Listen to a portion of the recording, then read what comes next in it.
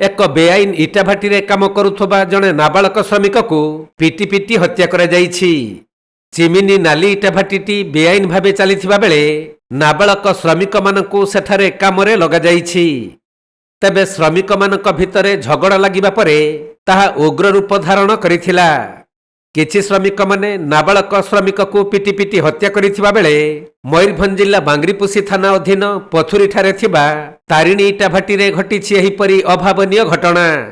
ପରେ ମୃତ ନାବାଳକ ଶ୍ରମିକର ପରିବାର ଲୋକମାନେ ପୁଲିସ ନିକଟରେ ଅଭିଯୋଗ କରିବାରୁ ଘଟଣାସ୍ଥଳରେ ବାଙ୍ଗିରିପୋଷି ପୁଲିସ ଓ ସାଇଣ୍ଟିଫିକ୍ ଟିମ୍ ପହଞ୍ଚି ଅଧିକ ତଦନ୍ତ ଆରମ୍ଭ କରିଛନ୍ତି। ସେପଟେ ବେଆଇନ ଭାବେ ଚାଲିଥିବା ଇଟାଭାଟିଗୁଡ଼ିକ ଉପରେ ପ୍ରଶାସନ ଅଙ୍କୁଶ ଲଗାଇଥିଲେ ବି ବିଭିନ୍ନ ସ୍ଥାନରେ ଏହିପରି ଇଟାଭାଟି ଚାଲିଛି।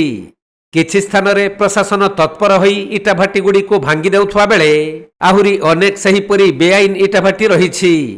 ତେଣୁ ଯେଉଁ ସବୁ ସ୍ଥାନରେ ଏହିପରି ବେଆଇନ ଇଟାଭାଟି ଚାଲିଛି ସେଗୁଡ଼ିକ ଉପରେ ସ୍ଥାନୀୟ ପ୍ରଶାସନିକ ଅଧିକାରୀମାନେ କାର୍ଯ୍ୟାନୁଷ୍ଠାନ ନେବା ଅତ୍ୟନ୍ତ ଜରୁରୀ।